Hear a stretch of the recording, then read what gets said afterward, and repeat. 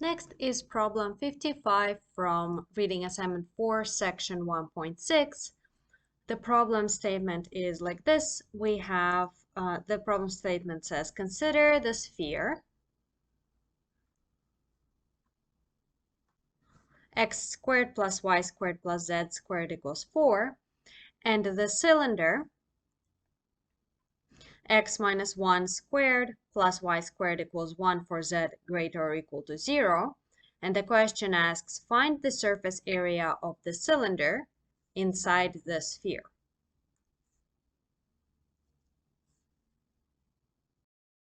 Let me sketch this situation. We have a cylinder that's centered on x equals 1.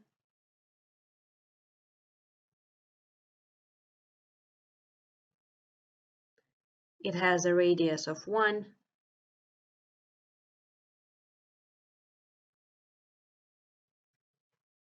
And it goes above the xy plane.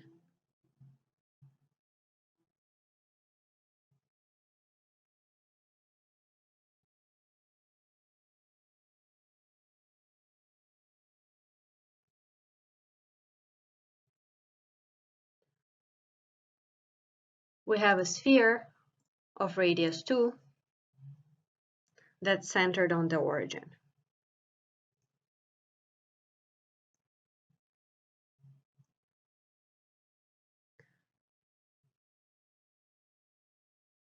I'm only going to draw the top hemisphere because the cylinder we're interested in is above the xy plane.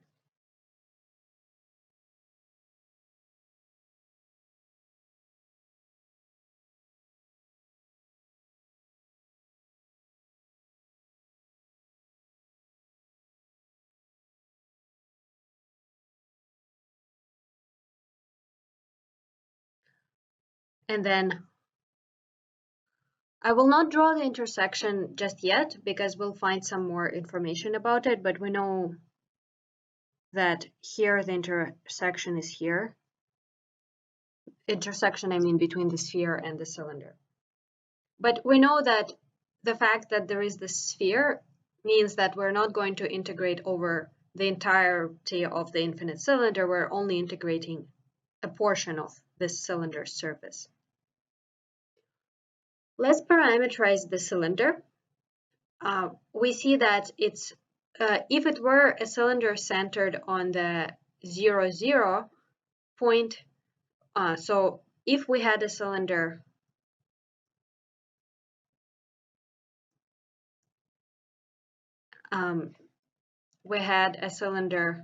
x squared plus y squared equals 1, then the parameterization would be x equals to cosine u, y equals to sine u, and z equals to some other variable v.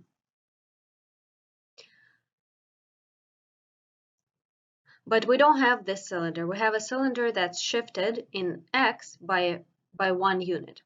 So we need to add 1 to the x coordinate. So I have 1 plus cosine u, sine u and v. Sine u and v. Let's check that this is correct. What I did here is I took this equation and I plugged in our parameterization. So this would be x, this would be y. So I get x minus 1 squared plus y squared equals 1. Now let's check that this is satisfied. 1 plus cosine u minus 1 has 1 cancelled, so we get cosine squared plus sine squared of u, and cosine plus sine square, if you square both of them, you get 1. Now, now let's get the bounds on u and v.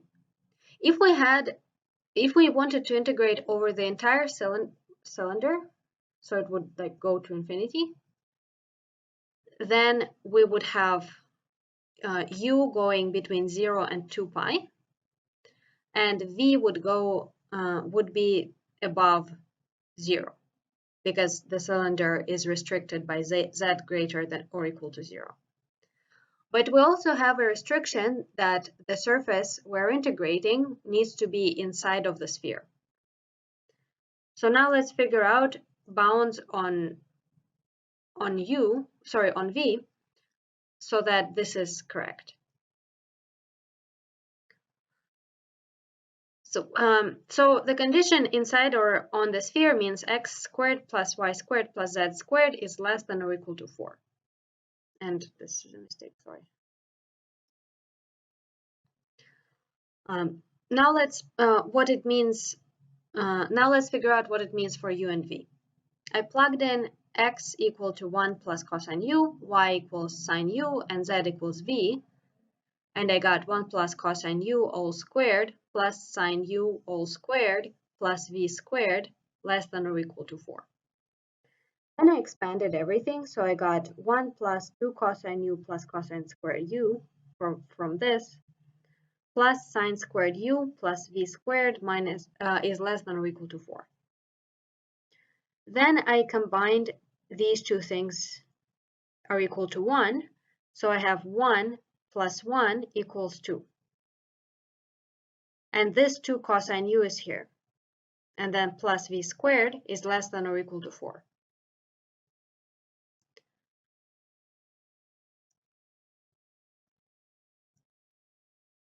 So then from here we get v squared is less than or equal to.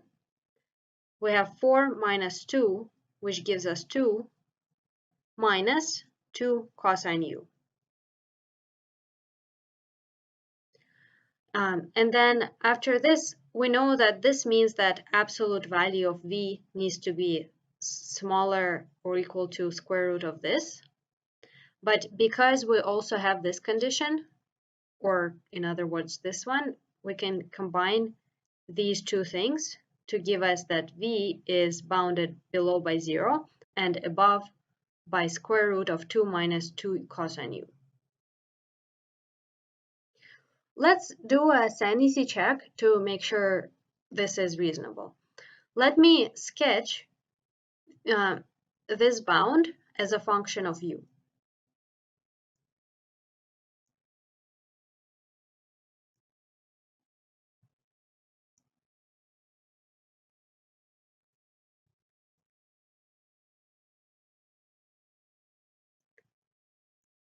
But first I will sketch actually without the square root. If we sketch just 2 minus cosine u minus 2 cosine u, we get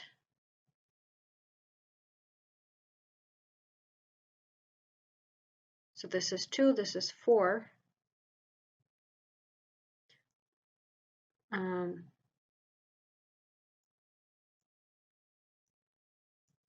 By the way, I forgot to mention one thing. So you see how here I square rooted everything and I didn't think much of it? Well, I did it because I know that this is at least 0. So it's 0 or above. So you know, it makes sense. If this could be negative, then I guess would need to be a little bit more careful. Actually, if this could go negative, then like if this were negative, this wouldn't even be possible. Anyways. 3 pi over 2, 2 pi. So here cosine u is, sorry, here cosine u is 0. Here cosine u is 2. So then we get 0 here. At pi over 2, cosine is 0. So we get 2. At pi, we have negative 1. So we get 4.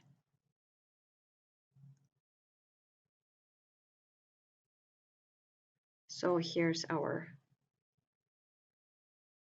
shape. But we know we need to also square root it. So 2 pi, something's wrong. Sorry, 1 second.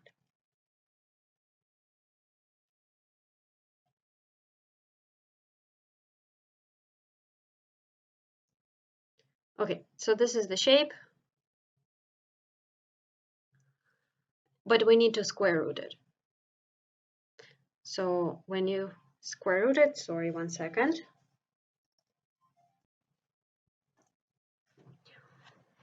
Okay, so we also need to square root this. So the shape would look, well, I guess instead of 2, we're going to have, instead of 4, we're going to have a 2 here. And then the rest of the shape, well, I don't exactly know how it's going to look like, but probably something like this. So I'm going to just cross this out because this was before I square rooted. So actually this is the bound. So v would go between 0 and this value. Now let's see if this makes sense. Actually, I should have colored it red because this is the... Okay, let's see if this makes sense. So when u equals to 0, which corresponds to, well, on this cylinder, it would correspond to I guess, theta being equal to 0. So we would be, well, okay, so if u equals 0, we have x equals 1 and y equals 0. Okay, so we have that. So it's right here. And we're saying that the bound on v is going to be 0 as well at this point. Then when u increases and goes all the way to pi, we have the bound equal to 2. When u equals to pi, we have x equal to 0, because we will have cosine u equal to -1, and sine of u would be 0 again. So we're just going around all the way to this point. And when we reach this point, the bound is 1. And everywhere in between, we have the bound slowly increasing. So our bound looks something, I guess, like this. And then after this, it starts to decrease all the way to 2 pi.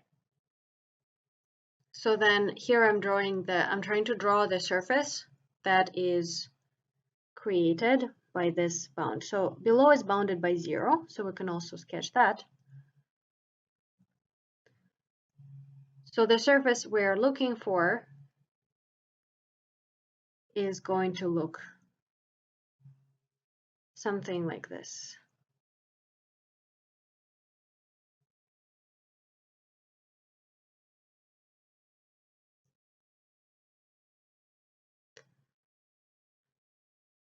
So then, and then you see this is kind of what we expect if we are talking about it being below the, about it being inside the sphere.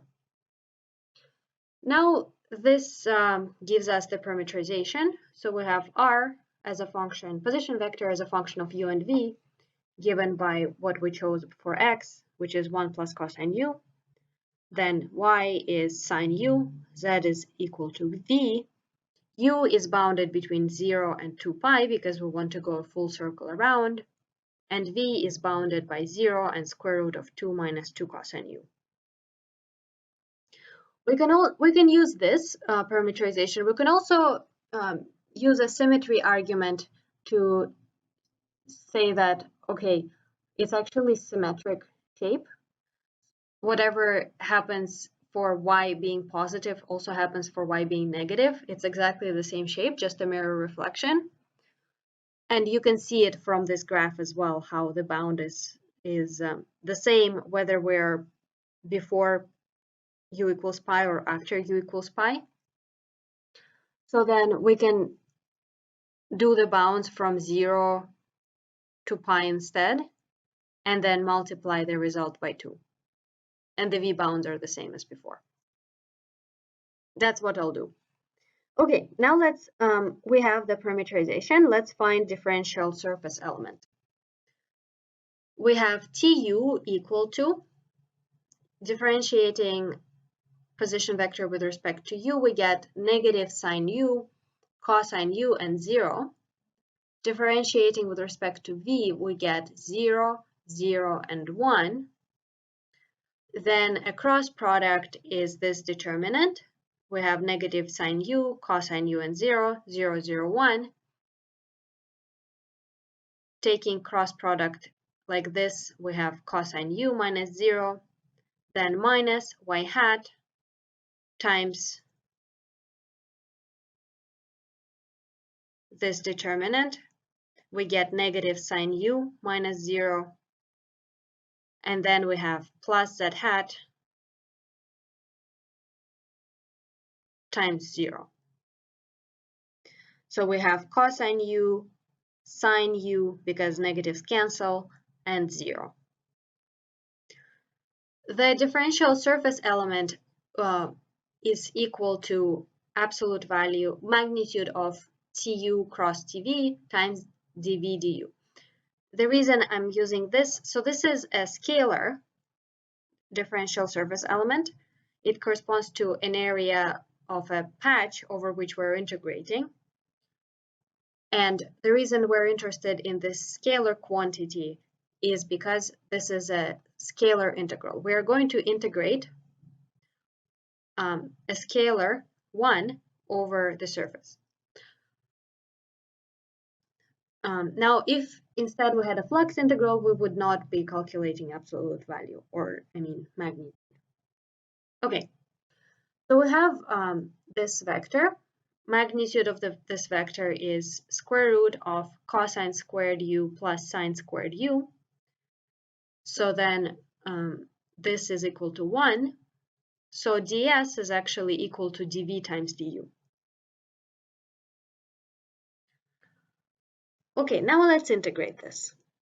We remember how we wanted to multiply by 2 and only integrate for u going from 0 to pi instead of 2 pi. That's what I did. The bounds on u are 0 to pi, as I said here, and then v going from 0 to square root of 2 minus 2 cosine u. The integrand is 1, and then don't forget, so this dv du is without a scaling factor because we've shown that this part is 1. So we've already shown that tu cross tv is a unit vector. Now we get 2 integral u to going from 0 to pi of this square root. Then in the next step, I factored out square root of 2 from this. After this, well, I want to say how I got this result and kind of like tell you my thought process, but honestly, I just tried something and it worked. But maybe you could think this way. So I want to do some sort of substitution. I'm guessing that maybe I could substitute cosine u for something, for some variable. So then what I want to have is sine u here, but I don't have sine u. But let's just try to put it there. So what I did is I put sine u there, but then I need to divide by sine u to correct for it. Then I wrote this in terms of the bottom part in terms of cosine. We know that sine of u is plus or minus square root of 1 minus cosine squared u. And because we're interested in the interval 0 to pi, so on u between 0 and pi, we know that sine of u is greater or equal to 0. Because, if you sketch the unit circle, you will have between 0 and pi, you have positive sign. So that's why we're choosing just the plus. Then here's what I did. We have square root of 1 minus some quantity over square root of 1 minus quantity squared. This is the same thing as saying 1 minus a over 1 minus a, 1 plus a. So then I canceled this, and I got 1 over square root of 1 plus cosine u. Then in the next step, I plugged it all back into the integral. So I got 2 square root of 2 as before, same integral. I rewrote this as 1 plus cosine u to the power of negative 1/2 because it's square root and it's in the denominator. Sine u is from here and du. And then in the next step, I just went straight to integrating. You could use a substitution. The reason I got this is because, well, I increased the power by 1, so I got 1/2. Then if I were to differentiate this part, I would get 1/2 coming out. So I want something to correct for it. What you'll also have is cosine u. When you differentiate it, you'll get negative sine u. Sine u is already there, but there is a negative. Sine u is already there.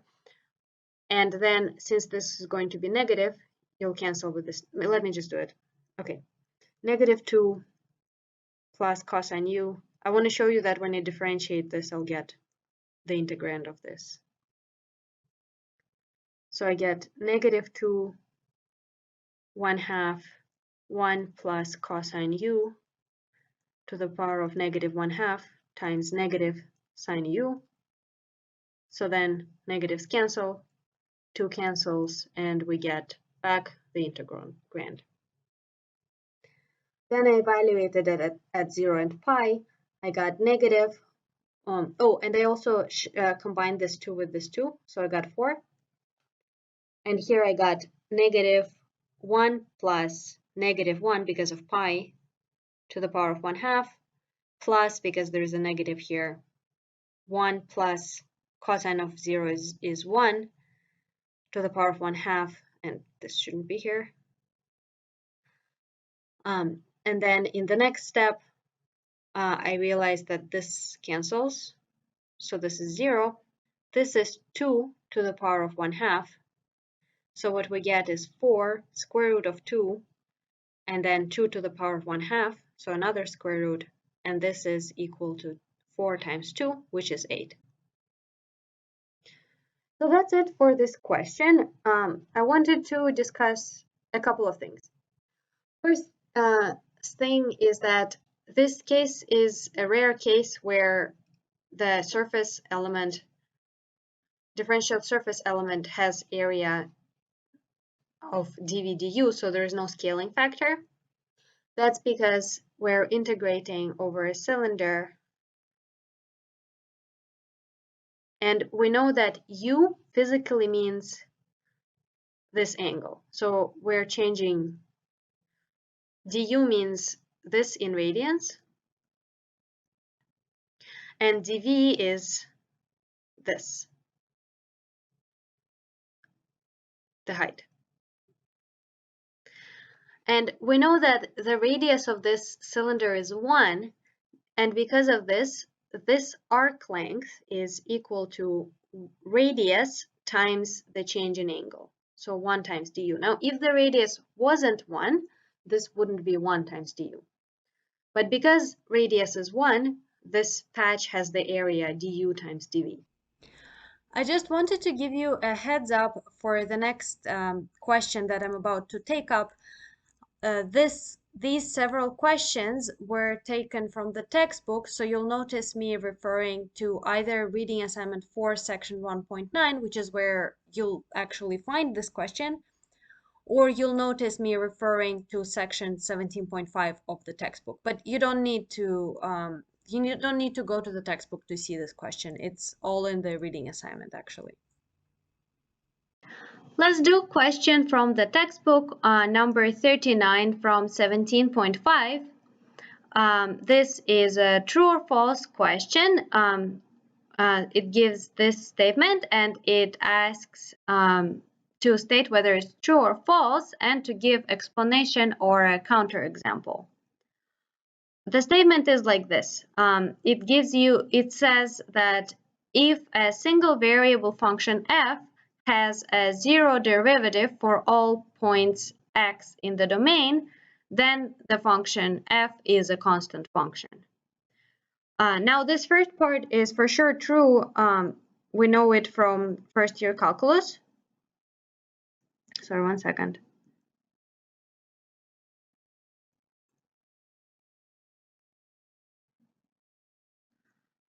So this part is for sure true. The second part, in the second part, the question makes an analogy and says if a vector field f has zero divergence at all points in the domain, then this vector field f is a constant vector field. Now I claim that this statement is false.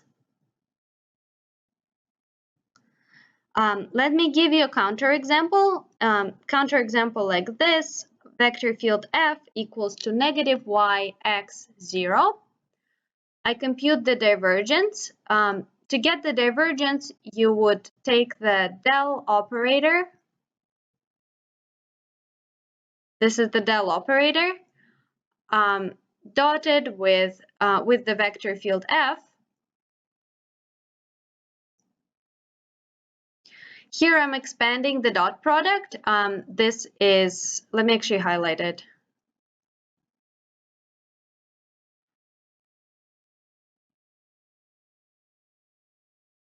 This came from here. This came from here. This came from here. And then this y is this negative x is here, and this 0 is here. Then computing all derivatives, here differentiating y with respect to x, we get 0.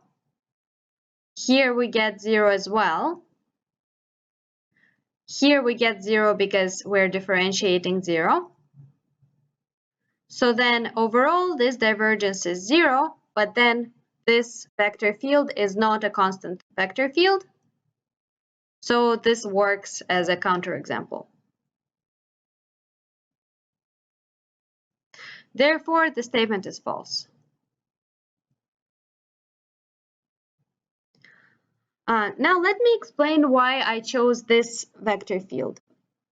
I know that if a divergence of a vector field is 0, then this field doesn't have any source. But this doesn't mean that the field can't have rotation. And actually, in this case, this vector field does have some rotation, which sort of means that for sure it can't be a constant vector field. Let me sketch the xy trace so you see what I mean.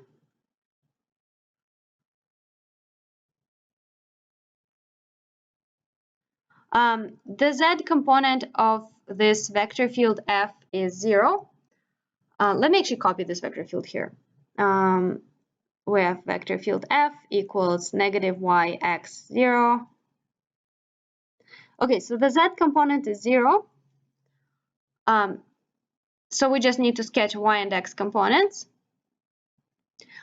You can do it two ways. You can just look at a whole bunch of points on the xy plane and then just go ahead and sketch the vector field at all of those points. I like to do it slightly differently. I get the magnitude of the vector field. I see that it's equal to y squared plus x squared. So this is equal to the distance from the z-axis. Or you could say r, distance from the z-axis. Here r is the cylindrical coordinate variable. I also look at the dot product between the vector field f and our hat vector. This one would be negative y x 0 dotted with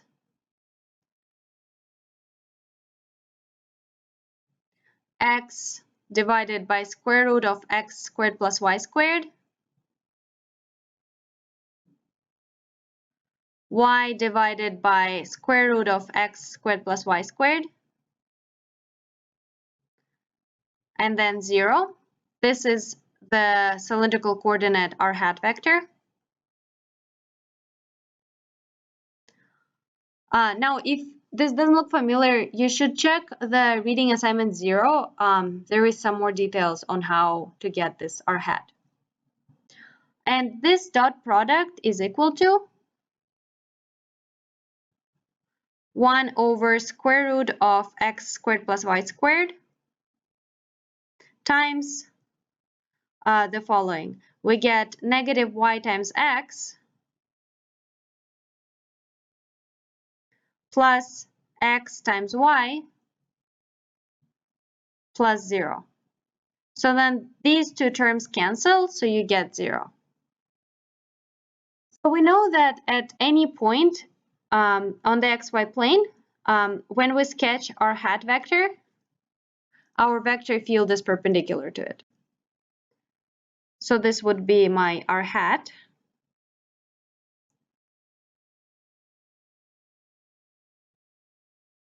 And then my vector, you know what, this looks huge. I'm going to make it smaller. This is r hat. And then the vector field either goes up or down at this point.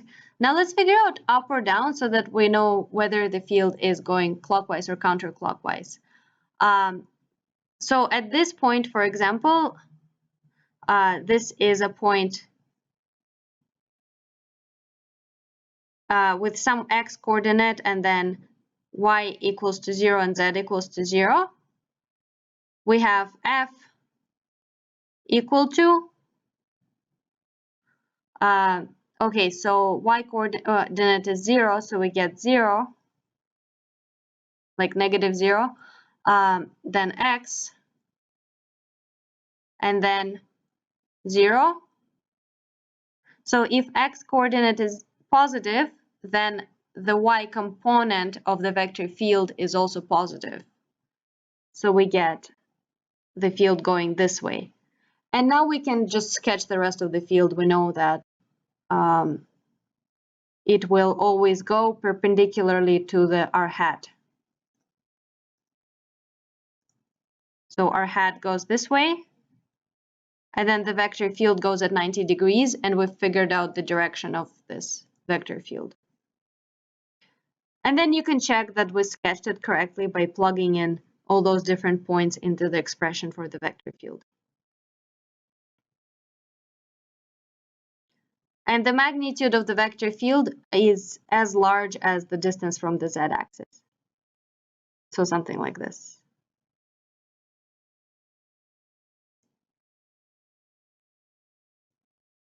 And then here it's like this, like this.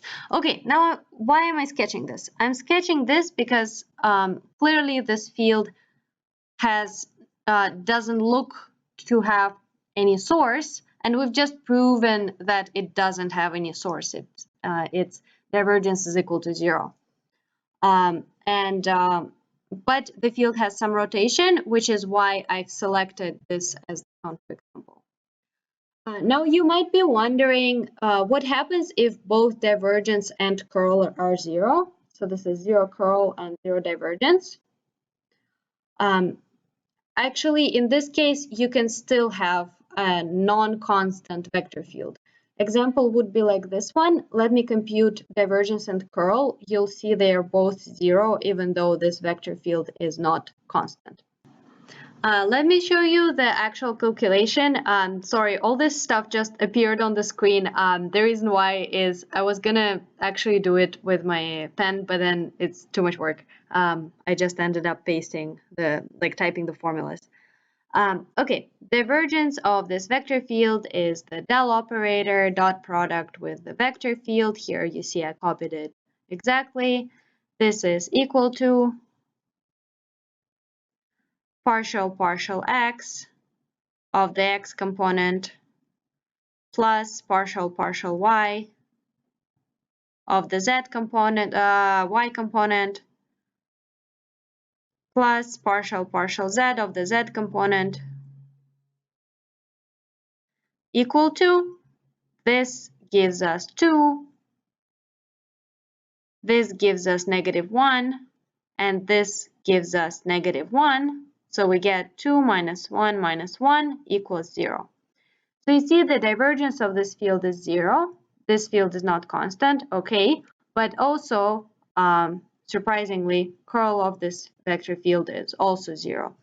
The reason why you can think intuitively curl will only take derivatives sort of like cross derivatives.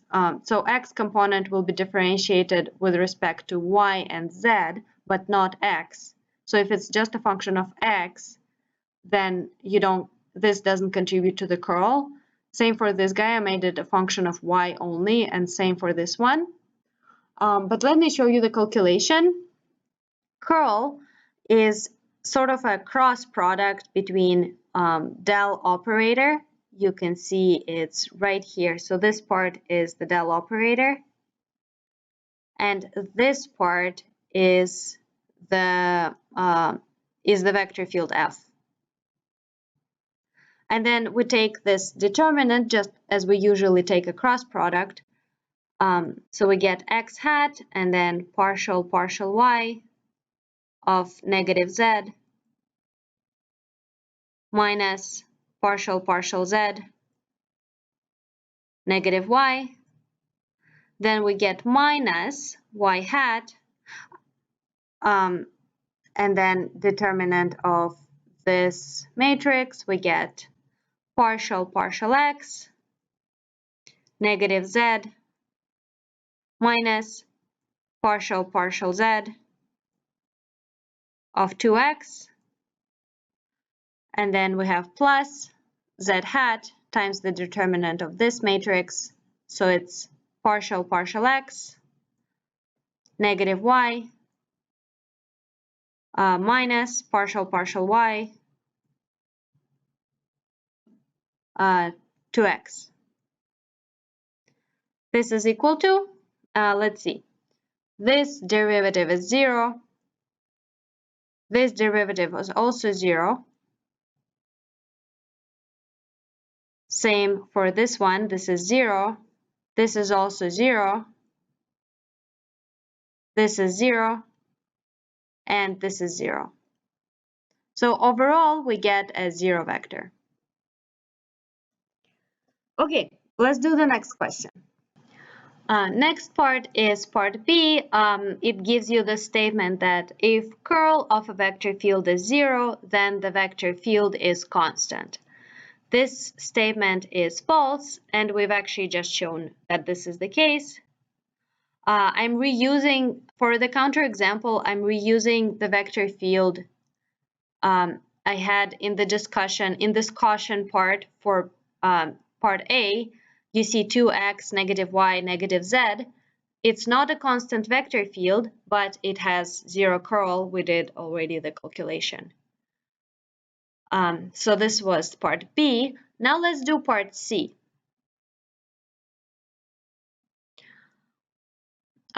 In part C, the statement is like this. A vector consisting of parallel vectors has 0 curl. This statement, I will claim that this is false.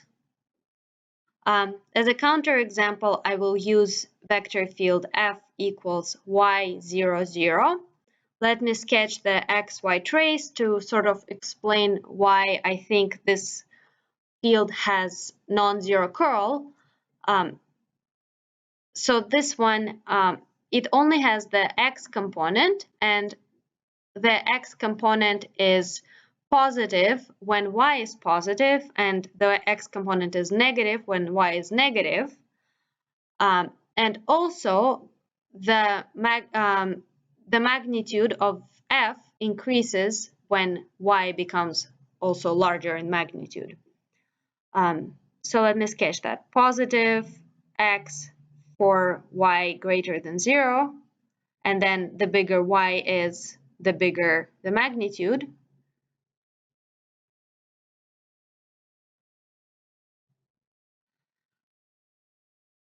So this looks something like this. And you see these vectors are all parallel.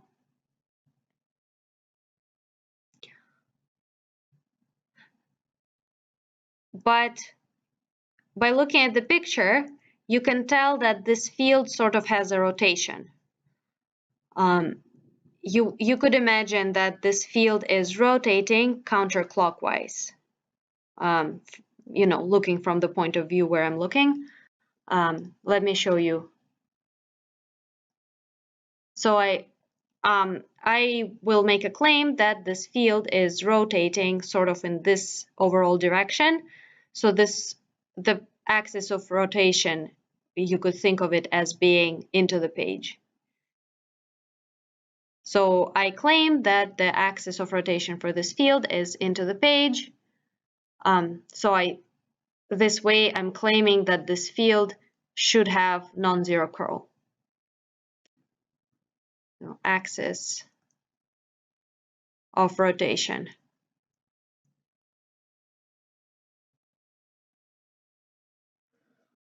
Okay, let's do the calculation. Again, curl of the vector field F is a dot product between this del right here and the vector field F.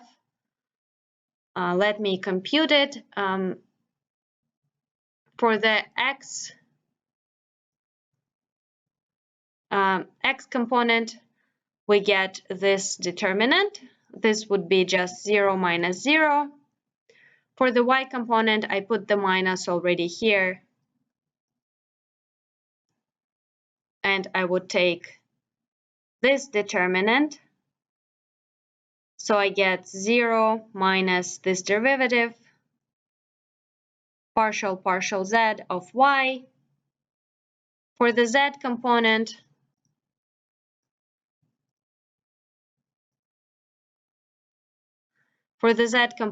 I have this determinant. I get 0 minus partial y of y.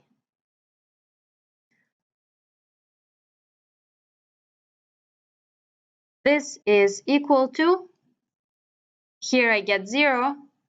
Here, actually, I get 0 again because this derivative is 0. So the only thing left is this. This derivative is 1, so I get negative z hat, which actually has to do with these axes of rotation going into the page, so in the negative z hat direction. The main thing is this curl is non-zero, even though the vector has parallel vectors. That's why the statement was false. Now let's do part D.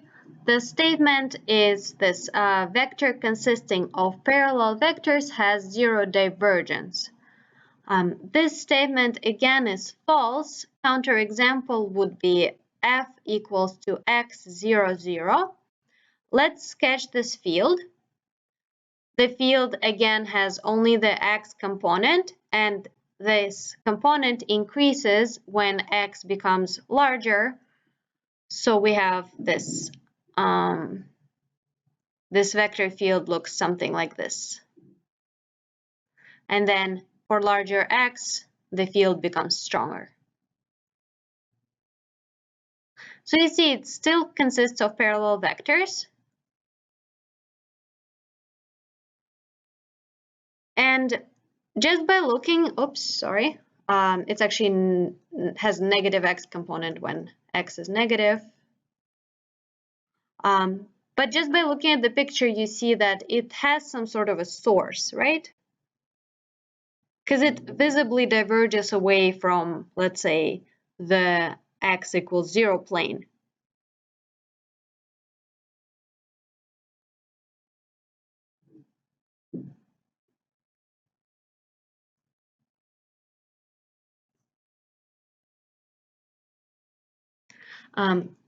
Let's compute the divergence. Again, del operator dotted with the vector field, and we get this partial x with respect to x gives us 1, then plus partial y with respect to, sorry, partial y of 0 gives us 0, and then this guy gives us 0 again. So we get 1, which is not 0, which makes this a good counterexample. The next statement says that curl of f is orthogonal to f. This statement is false. Let me explain why.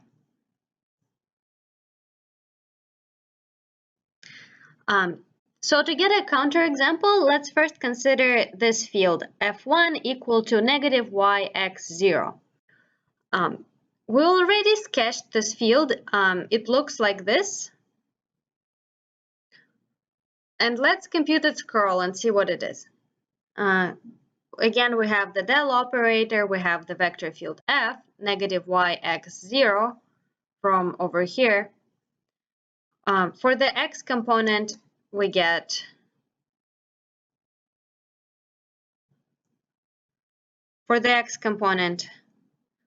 this determinant, which is 0 minus partial derivative of x with respect to z, but that's just 0. Then for y component,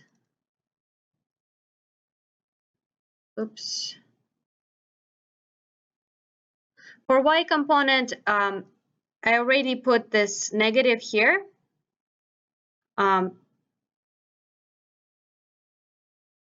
then we have this determinant, which gives us 0 minus, we have, okay, so this negative, and we also have partial derivative with respect to z of y, which gives us 0. For z component, we get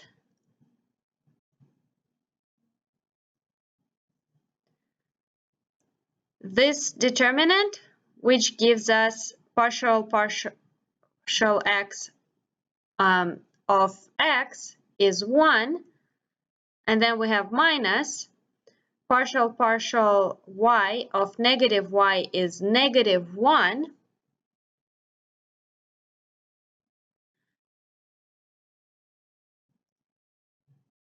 So then the result here we get 0, 0, and here we get 2. So then this is 2z hat. So then you'll say, okay, well, that's not a counterexample in any way, because this vector field f1 is parallel to the xy plane, and this curl is in the z direction, right? So actually, this is an example, not a counterexample.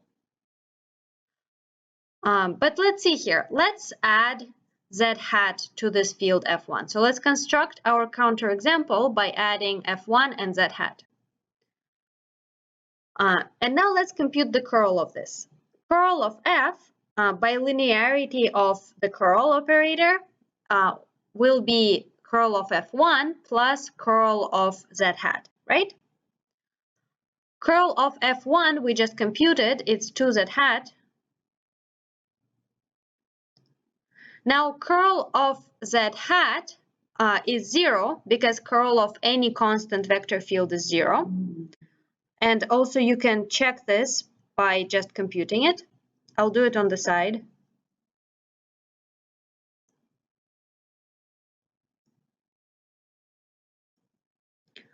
Curl of z hat equals to this determinant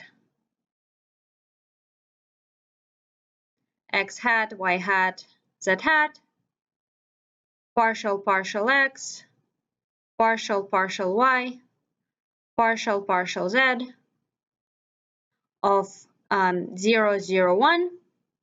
And then you see every time you'll take this sort of product of derivative and a constant number, right? So then all those derivatives will be 0. So then in the end, you'll get just 0 vector. Okay, so this is curl of f. You could have computed just by first adding f1 plus z hat and getting the curl. Okay, this is curl of f. It has a z component. It's actually just in the z direction. And this vector f has a component in the z direction.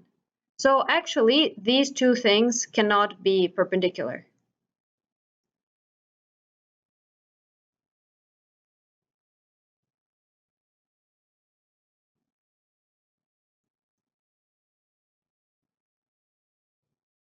So this is a counterexample. We can also check. We can take a dot product, f dotted with curl of f. This will give us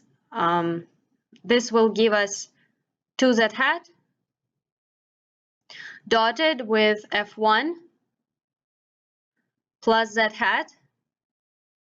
We know that f1 is parallel to the xy plane, so this dot product will give us 0. And then this dot product will give us 2.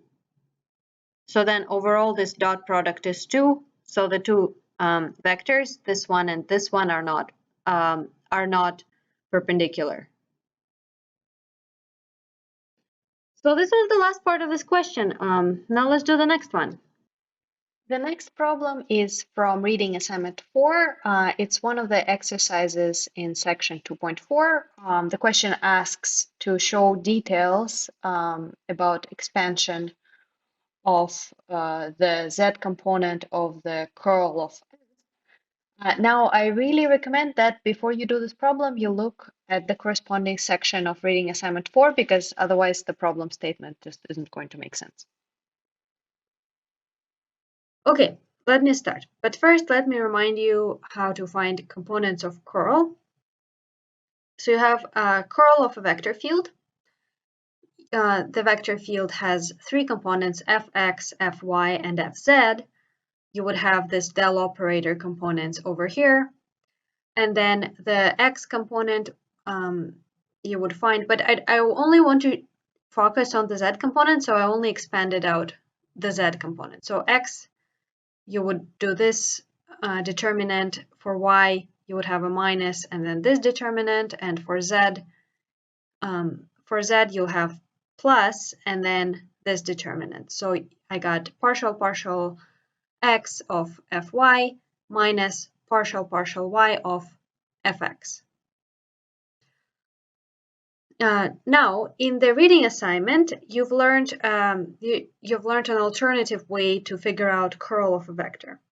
And alternative expression is given by this. There's a mistake.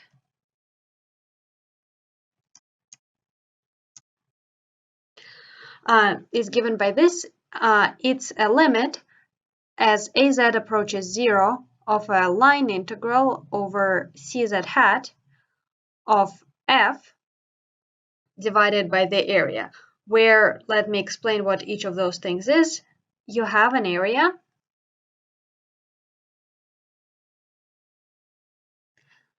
Let's say it's just a square. It's z directed, that's why I'm calling it az hat. So the normal vector of this area is directed in the z hat direction.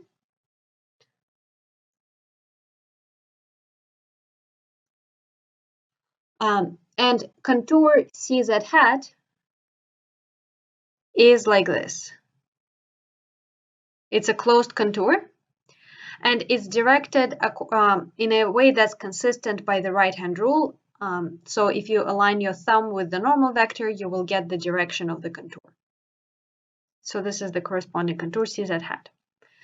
Now, this expression is saying that if you're interested in curl of a vector field at this location, what you want to do is, for the z component, for example, you would set up an area that is in the z direction.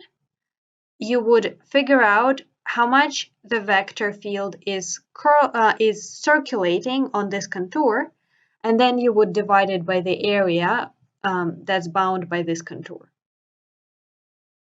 And then to find the x or y component, you would do the same thing, but you would direct the area in the x or y direction. So for example, in this case, let me draw the axes. we have x, y, and z. This would be to find curl of f in the z direction. In order to find curl of f in the x direction, for example, you would set up a contour that is normal to the x hat. So your contour is like this. And you would see how much the field is circulating on this contour, and then you would normalize it by the area of this contour. And for the y component, same idea, but now the normal vector would be in the y hat direction.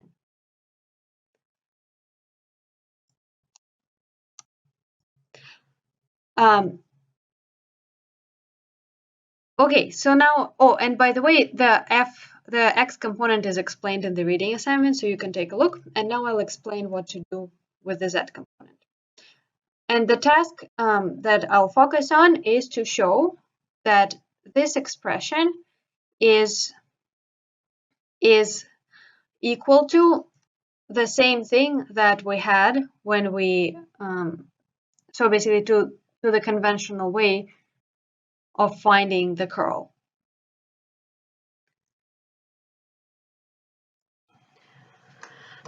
Now let's, to solve this problem, first let's assume that we're looking for curl at some point x naught, y naught, z naught. I'm doing this just so it's easier to write things out. Now this point, you can place it either at the center of the, all the way around. So you can place the contour in such a way that it goes around this point, so the point ends up in the center of the contour. That's what I originally drew, but to be consistent with the reading assignment, I'm actually just going to place the contour in such a way that the point is in the corner.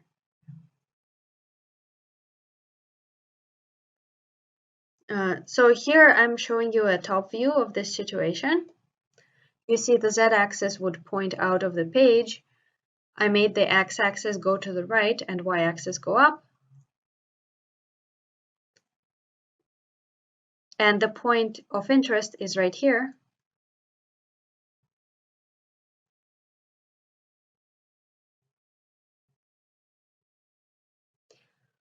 Now let's understand what's happening to the integral. This integral is made up of 4 parts, one corresponding to each segment of the contour. First segment I placed at x equals to x naught plus delta x. This is this segment.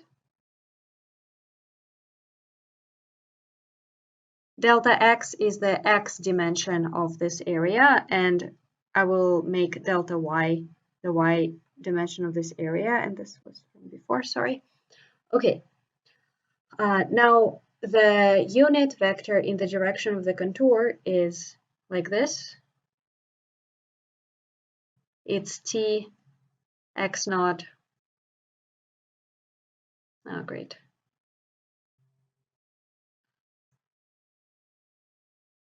plus delta x. I will put a hat here because I can't boldface it. And hat usually denotes unit vectors, so it makes sense.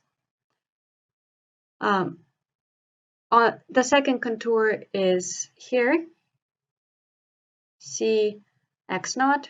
It's located at x equals to x naught. The unit tangent vector is called tx naught, is pointing in the negative y hat direction.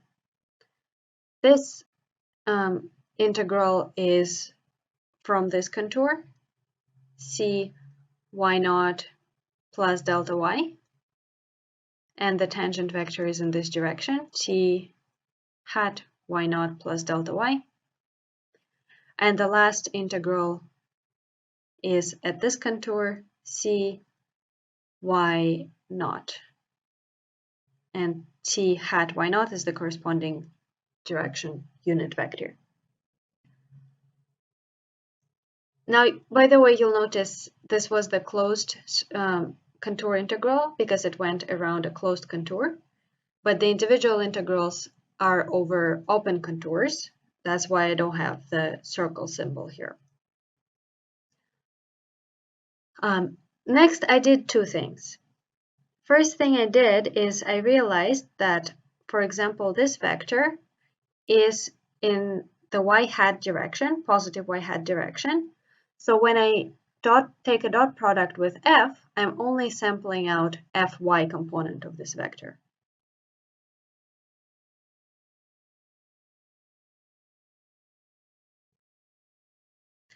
And the fy component in this case, since we are on this contour, is going to be at x naught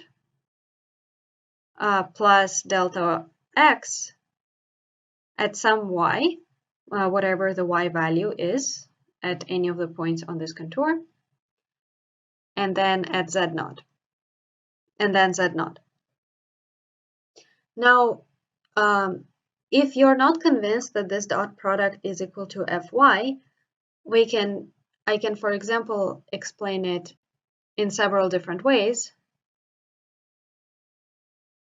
One way is to realize that my t x naught plus delta x equals to y hat. That's because it's a unit vector that's pointing in the positive y hat direction, so it must be y hat. And we know that when we take a dot product between a vector and y hat, we're going to get its y component. And you can see it just by expanding f as fx, fy, fz. And then when you take a dot product with y hat, you'll get the y component.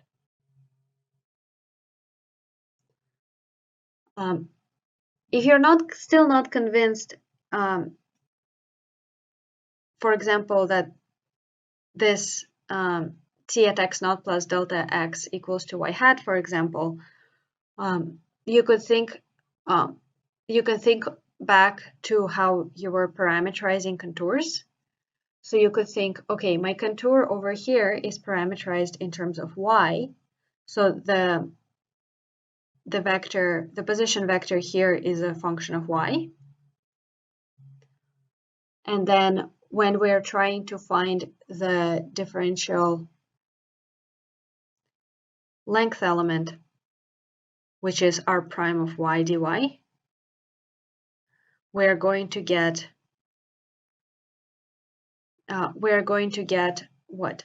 Well, the position vector on this part of the contour, let me put another cloud here. So on cx naught plus delta x, the position vector as a function of y is given by x naught plus delta x, y, and then z naught. So this, what I'm explaining in this cloud, is the most, not brute force, but like it's the most similar to how you are usually evaluating things in line integration. This, I was giving more of a geometric argument. I just looked at the contour and told you what the direction of the unit vector is. Either approach is totally fine. I'm explaining you several approaches so that if one doesn't convince you, maybe the other one will convince you. Okay, so this is your r of y, and then as a result, r prime of y is going to be 0, 1, 0. And dy stays as before. So we get y hat times dy. So you see that this is equal to y hat times dy, so t hat must be equal to y hat. That's another way to explain why this is the case without involving geometry. So for the rest of the integrals, I will not do all of these different computations, but you can, if the way I explain as I go along doesn't convince you, you can go back and try to redo any of those explanations yourself. Okay, now let's deal with this second contour, which is the one over here.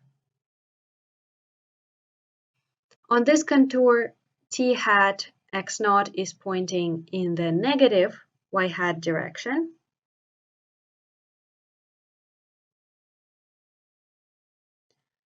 So what we'll end up getting here is a negative y component of f. Again, it would be at x equals to x naught, at y being whatever the y value is at any of those points, and z equal to z naught. Here we will get, this part is on this contour. What we'll get is f negative fx at x y naught plus delta y and z naught. Yes, and this is a mistake. This should actually be x. 1 second. I want to try to fix it without crashing my computer, because then I'll have to start over. Okay. All right, and the last part is this one. This dot product is over here. Our t vector points to the x hat direction, so we get plus fx at x, y naught, z naught.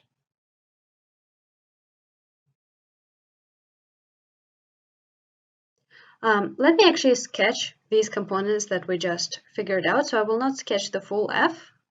I will just sketch the component that's important. So here, the component that's important, no, maybe I'll start with this one because it corresponds to this order. We have plus fy that's important, right? Over here, it's negative fy that's important.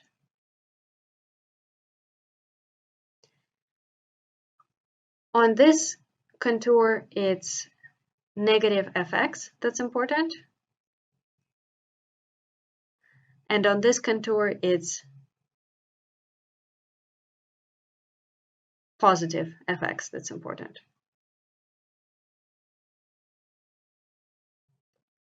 Okay, now let me, that's not the only thing I did. Another thing I did is if you compare these two lines, this set of lines and this, you will notice that I replaced y with y naught right here, and I did here I replaced y with y naught. Here I replaced x with x naught, and here I replaced x with x naught as well. Here's what I'm doing here.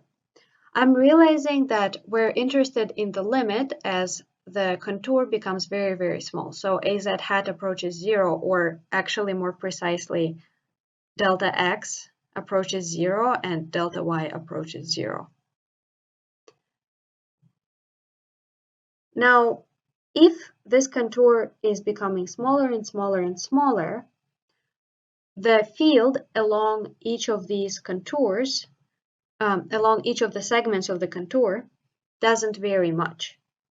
So we have that fy at as a function of y on this contour, yes, on this contour. Now I'm talking about this one. On this contour, fy as a function of y doesn't change much. So I can just evaluate it at this point right here and pretend that it continues to be the same everywhere along this contour. Now for this contour, I did the same thing. I said that let's just evaluate it at y equals to y naught and not worry about the variation of y component of the field along this line. And the smaller your contour becomes, the more precise this approximation is. Here I also did the same thing. On this contour, I evaluated the field, the x component of the field at this point. So I plugged in x equals to x naught, and this is a mistake again, sorry. So is this. And then on this contour, same idea. I evaluated the x component of the field at this point. Okay, next I realized that each of these quantities inside the integrals are now constants, because this is just the component of the vector field at a specific fixed point. It no longer varies here on this, along this line. So now we are allowed to take this out of the integrals.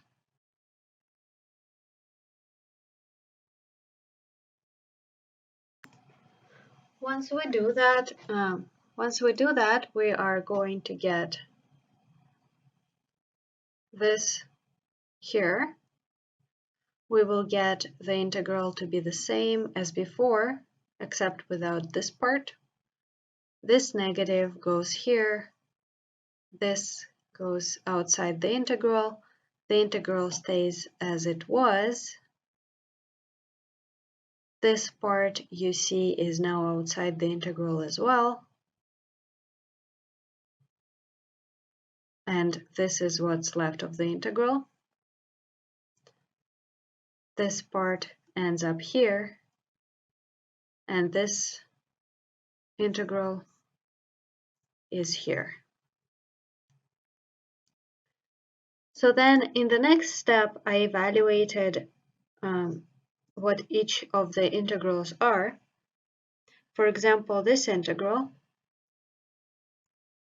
is the length of this contour. This length is equal to delta y.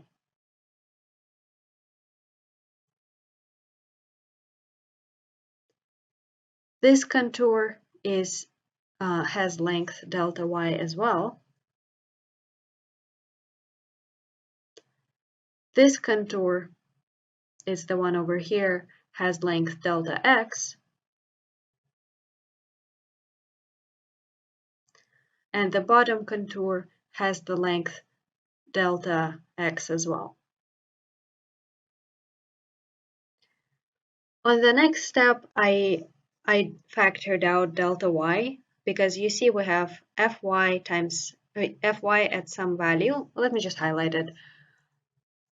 We have this fy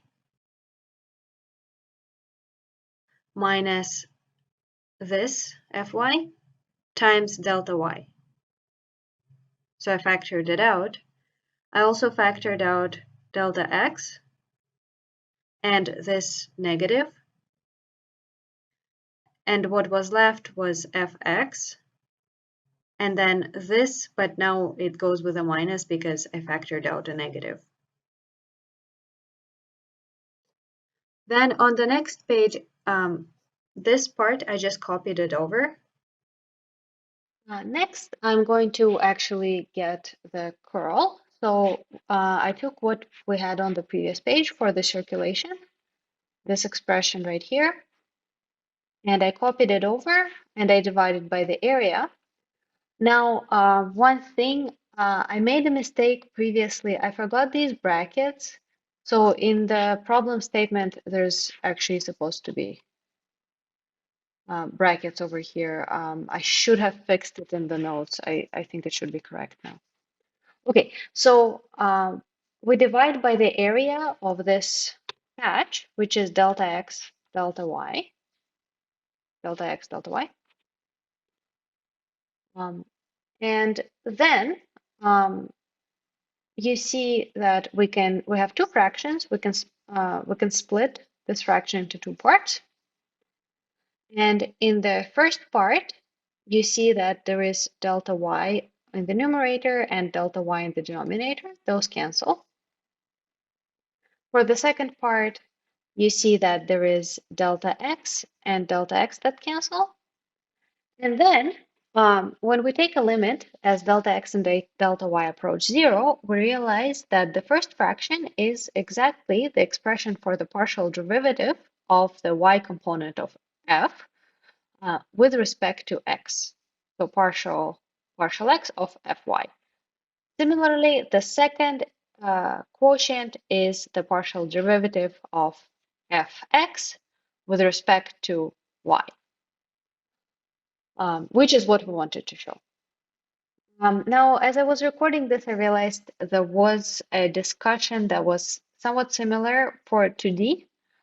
But hopefully, since my explanation was probably not identical to the one in the reading assignment, I hope that there is some value to this explanation. Let's do exercise 9 in reading assignment 4, part 3. The question asks you to prove a vector identity. Shown right here, it has 3 different terms, 2 on the left-hand side and 1 on the right-hand side. The way I proved it is by expanding everything out into its components. Let me just explain a little bit what each of those terms has in it. One thing you'll see is C dotted with a del operator, and then all of this is followed by this vector B. Now, when you see something like this, you need to be a little bit careful because you see a dot product, but and you're probably used to seeing that two vectors, when you take a dot product, can be swapped. Well, it doesn't work like this with a del operator. You can't just swap it with other things. This is kind of analogous to a situation like this. If you have, let's say, what we have here is similar to having a function, and then you have a del operator, so kind of similar to a derivative. Or let's even make it simpler. Let's make everything function of one variable. So you have a derivative, and then it's followed, it's like this, and then it's followed by something else. Well, what this means is that you will be applying this operator to g. So you need to differentiate g, and you need to multiply the result by f. It's not the same thing as writing df by dx and then multiplying it by g. They are not the same quantity. So don't just swap derivatives and things that visually look as if they multiply it. Well, actually, in this case, they do multiply it, but yes. So just be careful. Don't swap del operator with anything. Okay, so here in the first term, right here,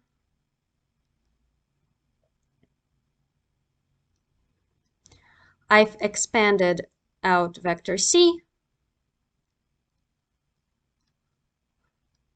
into its components. I've expanded out the del operator, also the components. I also expanded the b vector. Maybe I'll use a different color. The vector b is here, and we have vector a right here. Next, I expanded out this product over here, and I got this expression in brackets. So you see cx partial x plus cy partial y plus cz partial z. And then as before, we have the b vector and the a vector.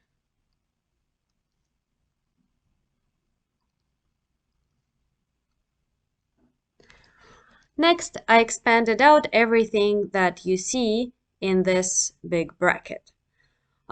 So the result would be a vector because we have this scalar operator expand into each of the components. So this just goes here, here, and here. It acts kind of the same way as it would if you had a scalar multiplying a vector. But in this case, it's an operator multiplying a vector, applied to a vector. So we have this operator and then bx, the operator, and then by, the operator, and then bz. Let me highlight the components of the b vector. So here, here, and here. And again, we have the a vector in the dot product here. Next, I've expanded out each of the components of the vector on the left-hand side.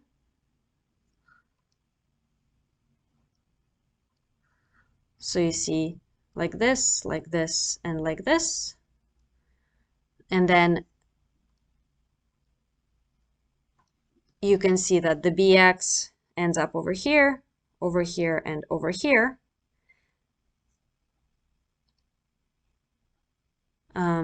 Then I do the same thing for the y component, and so then you see this by ends up here, here, and here.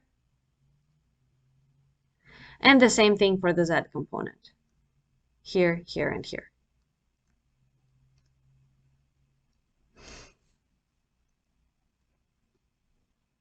And as before, we have this a vector over here. Okay, so next, I expanded this dot product. So now everything works pretty much as before. You can see that ax multiplied with this x component gave me these three terms. You can see ax is here. And then we have cx partial bx dx. This is over from here. Then this term is here. This term is here. You can see the same thing happened to the y components. I have ay and this ay over here, multiplying everything that is right here. So we have ay, ay, and all of these things I just pretty much copied. And then same idea for az. It multiplies these three guys. So here, here, and here. Okay, so that's it for this term. Now let's work on the second term.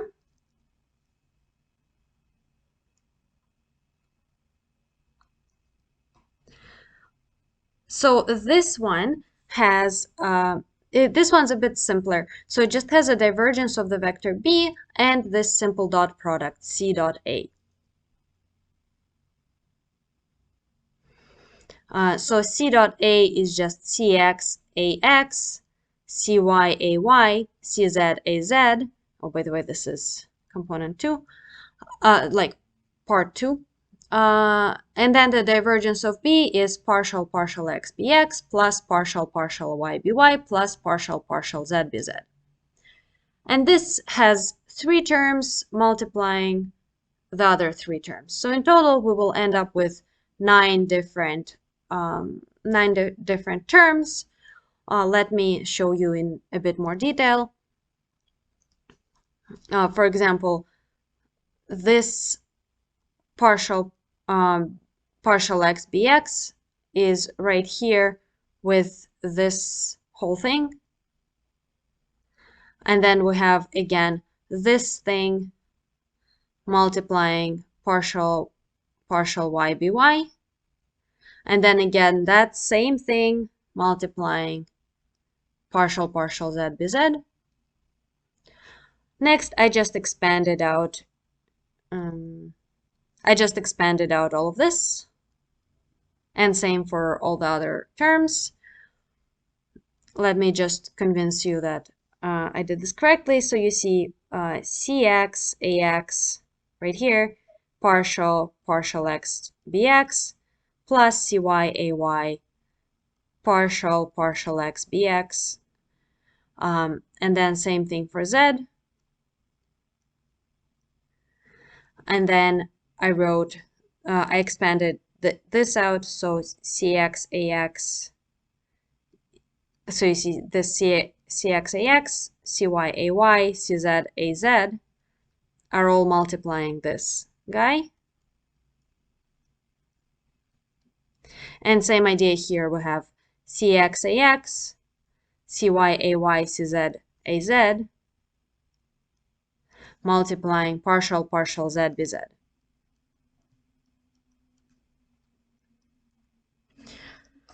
So this is it for this term, and now let's figure out how to expand the third term.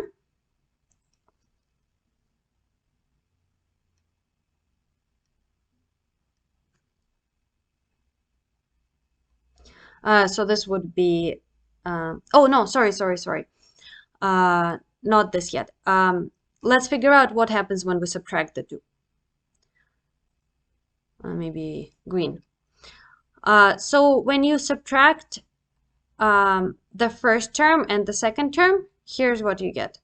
So here I copied the first, what we got for the first term. Sorry, this was from the first term. This was from the second term. And then you will notice that a few things will cancel. They are the ones highlighted. So you can see that there is the cx, partial x, bx, ax. This also appears in the second term right here. Same thing for y. There is cy, ay, partial y, by. And then same thing for z, cz, az, and then partial z, bz. So these guys cancel and everything else stays as before. You know, if you want, you can check that I copied everything correctly. And then, so this is it for the left-hand side. And then let's expand out the right-hand side and show that they are the same.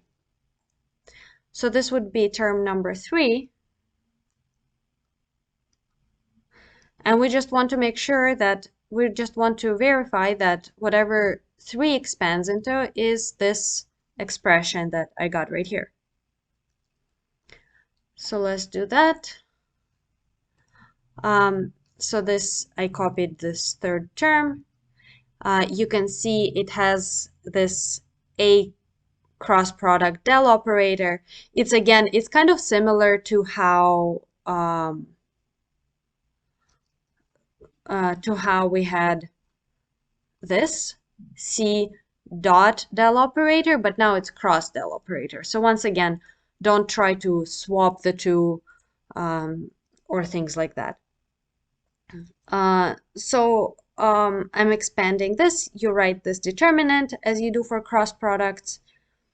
And then you take this product, you get ay partial z minus az partial y, all of this for the x component, then minus y hat, and then you have this product.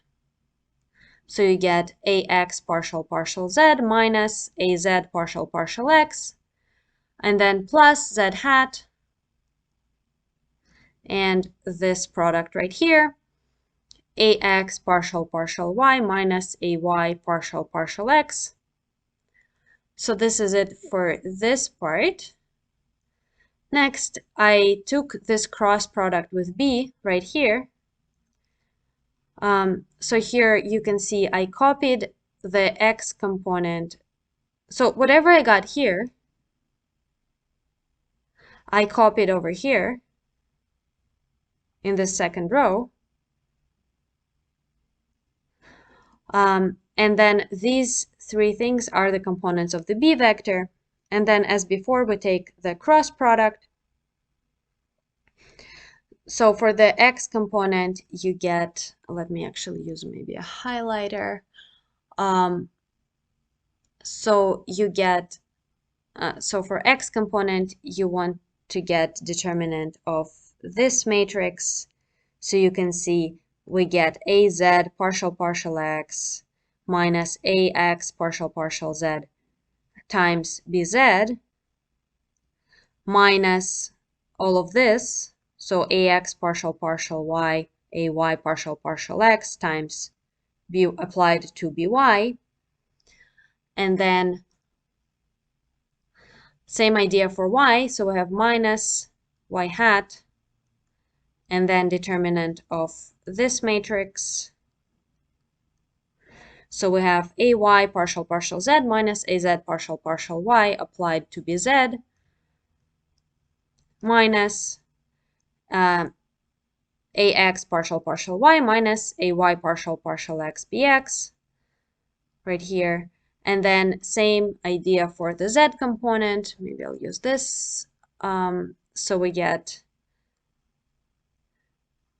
Z hat and then determinant of this matrix. So we get AY, partial partial Z minus AZ partial partial Y applied to BY right here minus AZ partial partial X, AX partial partial Z applied to this BX. So we're almost done. We already figured out this guy, and now we want to take a dot product with C hat.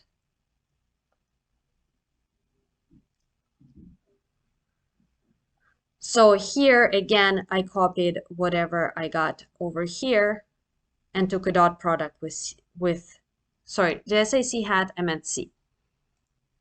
So then you can see this guy is,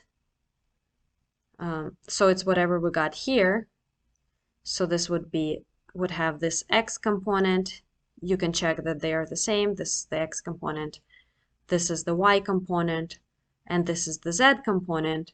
And I take a dot product. Well, there's also this minus over here, this one.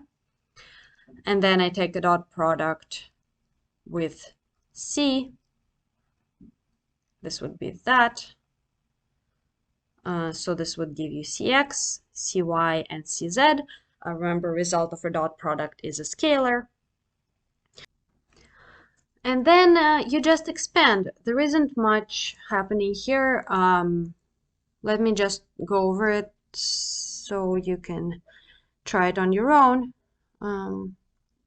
So you see, I grouped everything with a plus in one bracket and everything with a minus in the other bracket. Let me show you. So Cx, Az, partial partial X, Bz is, right here. Then this goes with a minus, so we have minus Cx, Ax, partial partial Z, Bz. And then we have minus again, Cx, Ax, partial partial Y, By, right here.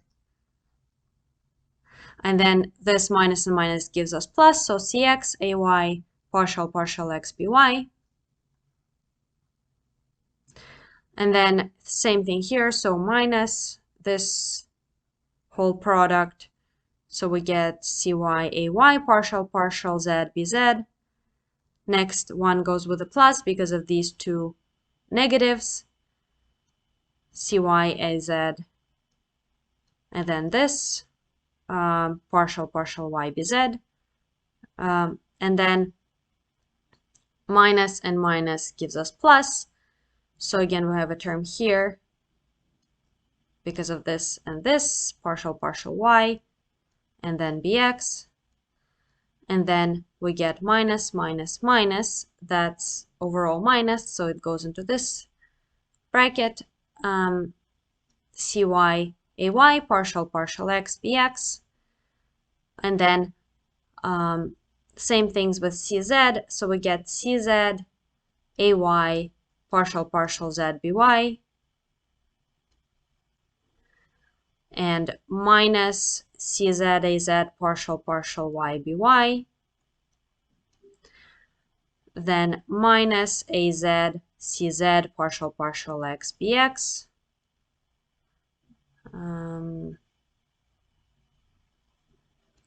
And then minus minus gives us plus, so Cz, Ax, partial partial Z, Bx. So then I just copied what we got on the previous page. And if you compare them term by term, you'll notice that they are exactly the same. So you see I've grouped here we have, again, also a grouping of all the plus terms and all the minus terms. And if you go one by one, you'll notice they are the same. Let me actually highlight them and show you. So ax cy partial y bx, this would be ax, yeah, so this would be this guy right here. Let me use another color, maybe yellow. Okay. This is that. Then we have cz ax and partial z bx. This is over here. cx ay partial x by. cz ay